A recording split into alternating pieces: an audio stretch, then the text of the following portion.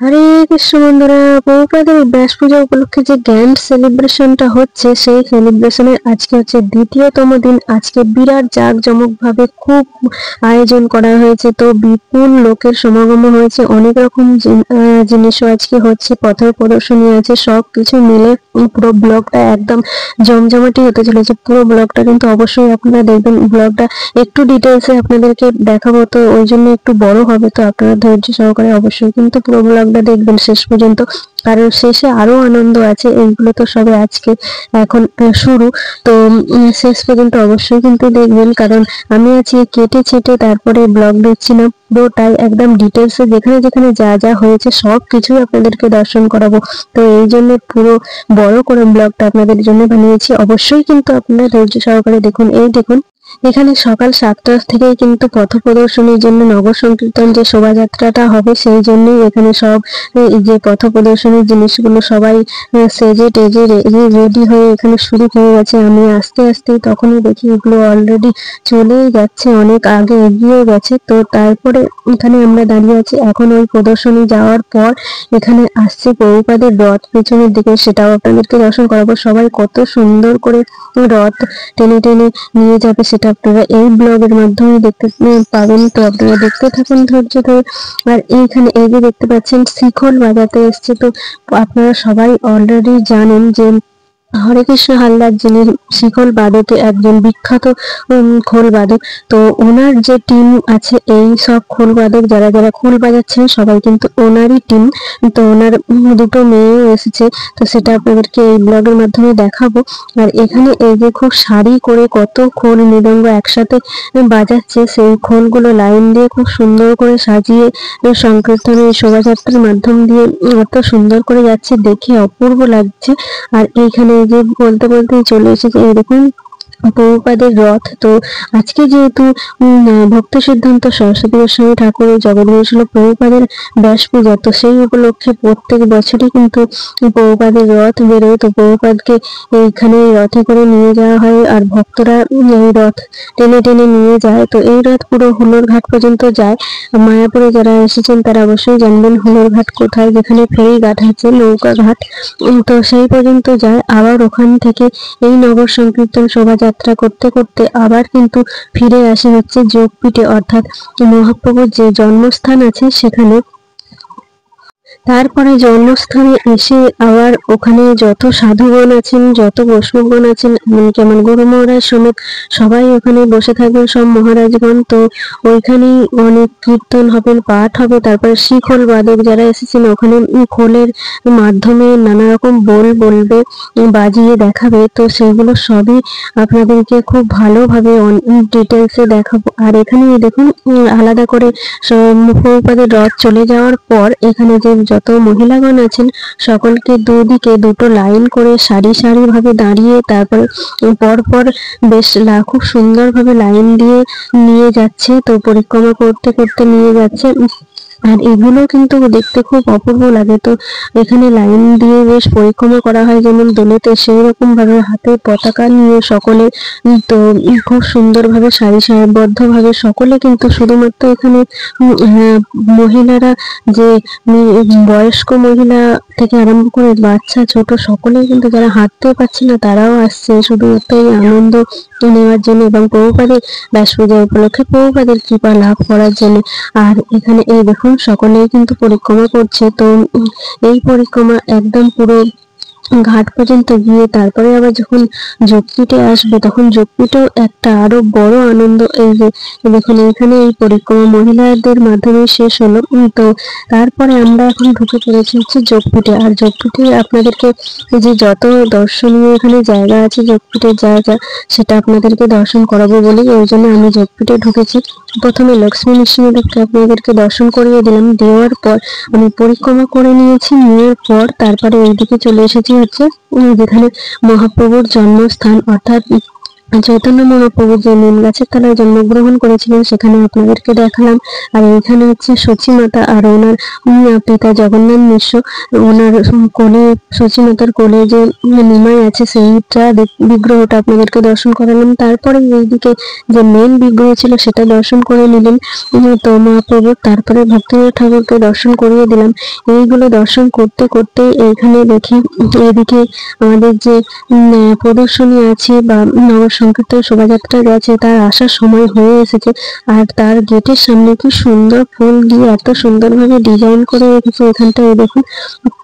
তো ওইটা থেকে আবার আমি এইদিকে চলে আসলাম গৌরকুণ্ডে, কারণ আপনাদেরকে তো সবে দর্শন করালাম যোগপীঠে, গৌরকুণ্ডটা আপনাদেরকে দর্শন করানো হয়নি, ওই জন্যই চলে এসেছি গৌরকুণ্ড দর্শন করতে। এবং এখানে এসে মাথায় জল দিতে। আর এখানে দেখুন সব ভক্তরা এসে এই যে কত মাছ আছে এই মাছেদের খাবার দিচ্ছে। তো মাছগুলোও খুব আনন্দ করতে করতে কিন্তু খাবারগুলো খাচ্ছে, তো সব ভক্তদের হাতে খাচ্ছে। তো এখান থেকে গৌরকুণ্ড দর্শন করতে করতেই দেখছি ওই দেখুন এই যে আপনাদেরকে বলছিলাম পথ প্রদর্শনী গুলো চলে আসার শব্দ শুনতে পাচ্ছি। আর সাথে সাথে এই দেখুন দূরেই পথ প্রদর্শনী চলে আসলো। আসার পর তারপরে এখান দিয়ে আবার দেখছি সব যে নগর সংকীর্তন খোল বাদক সবাই কিন্তু ঢুকে পড়েছে।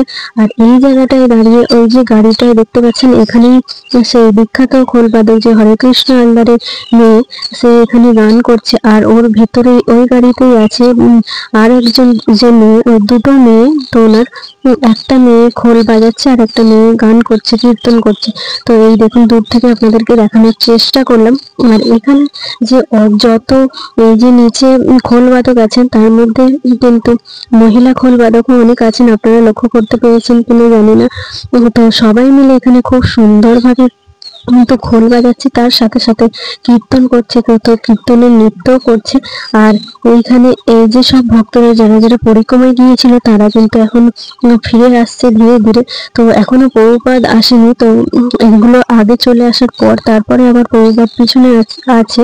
তো প্রভুপাদকে নিয়ে আসা হয়ে গেছে। আর এখন এখানে যে বসে হচ্ছে যোগপীঠের যে নাট্য মন্দিরটা আছে সেখানে বসে এখানে যত সাধুগণ মহারাজগণ এবং ভক্তরা সবাই মিলে একসাথে বসে আছে। এবং চারিদিকটাতে যে যত খোল বাদকগুলো আছে সবাই কিন্তু বেশ ঘিরে তারপরে বেশ খুব সুন্দর করে একটা লাইন মতো করে দাঁড়িয়ে আছে আর ভক্তদের পিছনের দিকে। আর এই মাঝখানে যে মেন খোল বাদক, তো ওরা এখানে বাজাচ্ছে, নানা রকম বোল বাজিয়ে বাজিয়ে দেখাচ্ছে। তো সেটা আপনাদেরকে একটু শোনানোর চেষ্টা করব।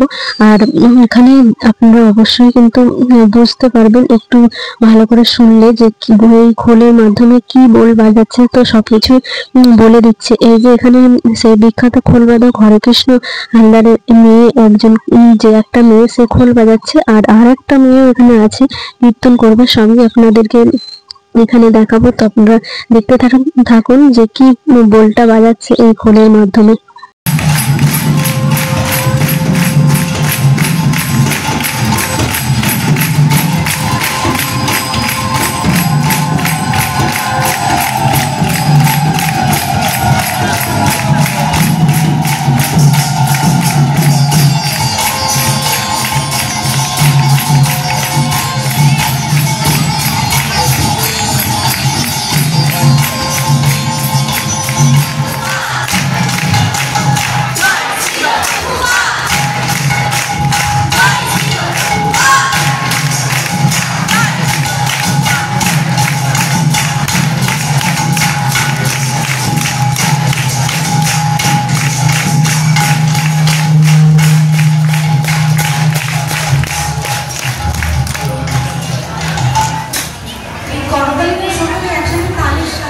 আপনারা শুনলেন তো কত সুন্দর খোলের মাধ্যমে এত সুন্দর যে মুখের বোলটা, মানে যেটা আমরা কথায় বলি সেই কথাটাই খোল বাজিয়ে সেই খোলের মাধ্যম দিয়ে এত সুন্দর বোলটাকে তুলে শোনাচ্ছে। তো কি অপূর্ব, তাই না?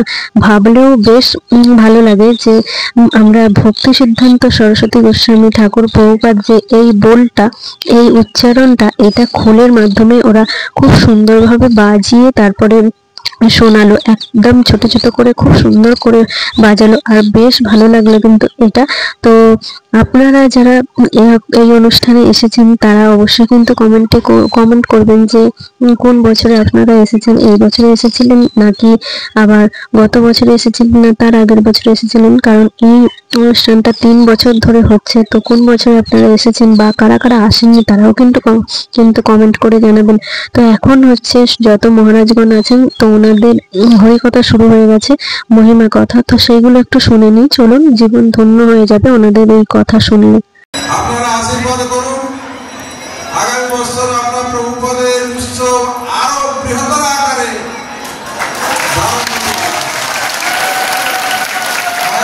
সম্পূর্ণ স্তব্ধ হয়ে যাবে শিলা প্রভুপদের নামে, আর কোন নাম থাকবে না। জয় শিলা প্রভুপাদ কি, অগণিত বৈষ্ণব বৃন্দ কি, অবেদ ভক্ত বৃন্দ কি।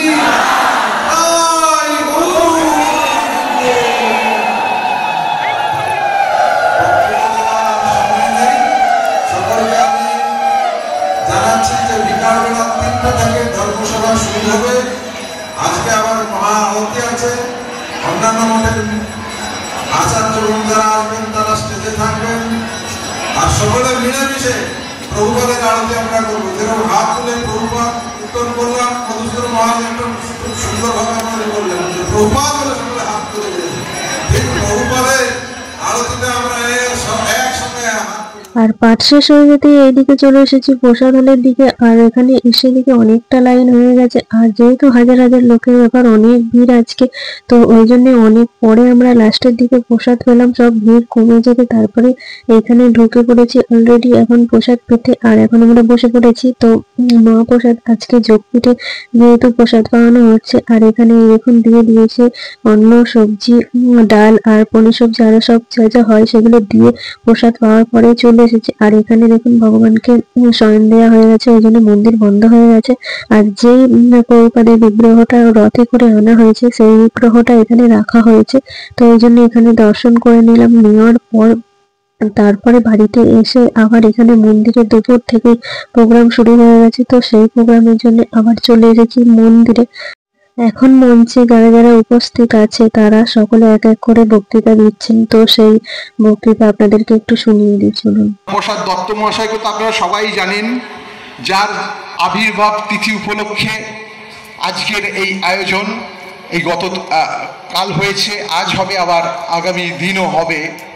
এই আবির্ভাব তিথি উপলক্ষে এই বিমলা প্রসাদ দত্ত অর্থাৎ প্রভুপাদ শ্রী ভক্তি সিদ্ধান্ত সরস্বতী গোস্বামী ঠাকুরের যখন 5 বছর মাত্র বয়স, যখন তার নাম বিমলা প্রসাদ ছিল, তখন থেকেই তার প্রগাঢ় ভক্তি ছিল। তার বাবা ছিলেন শ্রদ্ধেয় পূজ্যপাদ ভক্তি বিনোদ ঠাকুর মহোদয়। তিনি বাজার থেকে একদিন প্রথম ফল আম কিনে এনেছেন বাজার থেকে। সেই আমটা দেখে শিশু বিমলা প্রসাদ গ্রহণ করেছেন।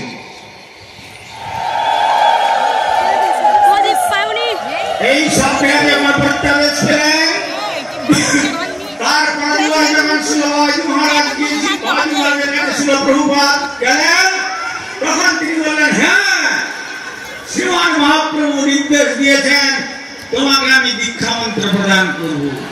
সুতরাং দেখুন, তিনি মাতৃগর্ভের থেকেই কথা সকালে বলেছিলাম। আর এখন শুরু হয়ে গেছে প্রদীপ আরতি, অর্থাৎ হাজার হাজার লোক, যত লোক এখানে প্যান্ডেলে দেখতে পাচ্ছেন সবাই কিন্তু মহারাজগণ থেকে আরম্ভ করে সাধুরা, সমস্ত ভক্তরা এবং মাতাজিরা সকলেই, বাচ্চা বুড়ো থেকে আরম্ভ করে সবাই কিন্তু হাতে একটা করে প্রদীপ নিয়ে সেই প্রদীপ একসাথে প্রজ্বলিত করবে, করে সবাই মিলে একই সাথে আরতি করবে প্রভুপাদের। আর এখানে মহারাজগণ প্রভুপাদের প্রদীপ আরতির পর চামর আরতি, তারপরে হচ্ছে যে ময়ূর পাখার আরতি, সব ওইগুলো আবার পাখার আরতি সবকিছু করবেন। তো সবাই একসাথে যখন এই প্রদীপ আরতি করবে, প্রদীপগুলো জ্বলবে আর চারিদিকটা তখন লাইটটা বন্ধ করে দেবে। এত সুন্দর দৃশ্য, প্রভুপাদের কীর্তন করতে করতে সেই দৃশ্য আপনাদেরকে দর্শন করাচ্ছি। এই দেখুন শুরু হয়ে গেছে প্রদীপ আরতি।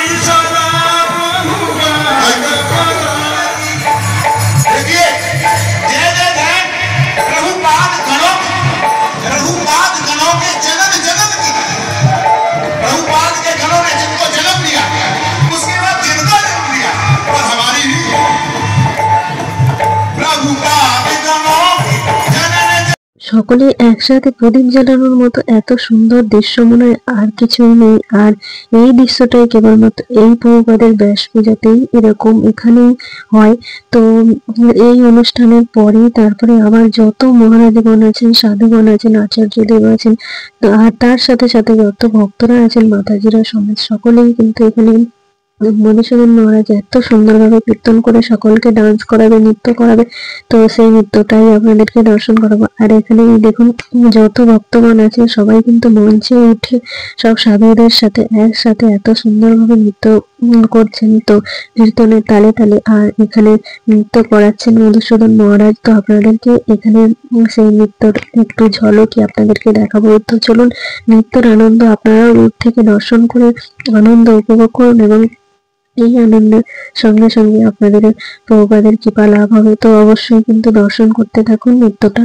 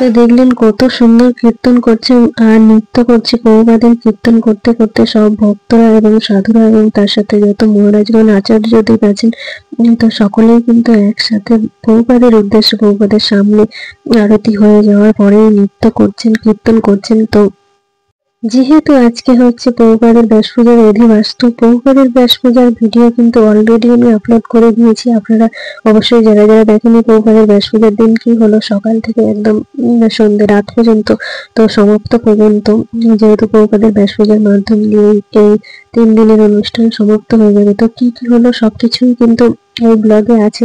তো আপনারা যারা ব্যাস পূজার ব্লগটা দেখেননি অবশ্যই গিয়ে কিন্তু দেখে আসবেন। আর সকাল থেকে যে প্রভুপাদের পাদুকা নিয়ে যাওয়া থেকে আরম্ভ করে একদম শেষে পুতুল নাচের মাধ্যমে যে শেষ হয়েছে, সবকিছুর অনুষ্ঠানে সমাপ্ত হয়েছে, সবকিছুই কিন্তু ওই ব্লগে আপনারা দেখতে পাবেন। তো অবশ্যই গিয়ে কিন্তু দেখে আসবেন। এই যে প্রভুপাদের বিগ্রহের সামনেই সবাই কিন্তু নৃত্য কীর্তন করলেন, আরতি করলেন। তো এখন হয়ে গেল মহারাজগণদের যত নৃত্য কীর্তন সেটা সমাপ্ত। এরপরে সন্ধ্যাবেলায় যে অনুষ্ঠানগুলো আছে, এই যে কালচারাল প্রোগ্রাম যেগুলো আছে সেইগুলো শুরু হয়ে গেছে। এখানে পুতুল নাচ প্রথমেই আছে, মানে ভগবানের কীর্তনের ওপরেই পুতুলের মতো সেজে সেই নৃত্য আছে। তো সেই নৃত্যটাই এখন হচ্ছে। আর খুব ছোট্ট ছোট্ট বাচ্চা মেয়েরা এখানে কিন্তু এত সুন্দরভাবে পুতুল নাচের যে নৃত্যটা সেই নৃত্যটা করছে। তো ওখানে অনুষ্ঠান হওয়ার পর তারপরে আবার এই নৃত্য শুরু হওয়ার পর আবার এখনো অনেকগুলো নৃত্যর পরে তারপরে আজকে নাটক আছে। তো সেই নাটকগুলো সবই কিন্তু আপনাদেরকে এখানে দর্শন করাবো। আর এখন এই নৃত্য দর্শন করুন, তার সাথে সাথে আপনাদেরকে যে দুপুরবেলার প্রোগ্রামটা দেখালাম, যোগপীঠে যে গুরু মহারাজ বললেন যে এইরকম অনুষ্ঠান কিন্তু পরের বছর আবার হবে। তো আপনারা যারা অবশ্যই এই বছরে আসতে পারেননি তারা কিন্তু পরের সামনের বছরে অবশ্যই কিন্তু আসবেন এই অনুষ্ঠানে। তো এসে এই যে প্রভুপাদের এত সুন্দর সুন্দর অনুষ্ঠান, এত আনন্দ, সেই আনন্দ উপভোগ করবেন, অবশ্যই আসবেন দর্শন করতে। আর এখন ওই নৃত্যটা শুরু হয়ে যাওয়া শেষ হয়ে যাওয়ার পরেই তারপরে এখন ছোট্ট বাচ্চার একটা নৃত্য শুরু হয়ে গেছে। তো সবই কিন্তু ভক্তিমূলক ভগবানের যে কীর্তন আছে সেই কীর্তনের উপরেই নৃত্য প্রদর্শন গুলো হচ্ছে। তো নৃত্য হয়ে যাওয়ার পরে এখন আবার গীতি নাট্য হচ্ছে। তো নাটক শুরু হয়ে গেছে, হওয়ার পরে আমরা এখন সব শেষ হয়ে গেছে, প্রোগ্রাম, বাড়ি চলে যাচ্ছি। তো আজকের ব্লগটা আপনাদের কেমন লাগলো অবশ্যই কিন্তু জানাবেন। হরে কৃষ্ণ, জয় শিল প্রভুপাদ।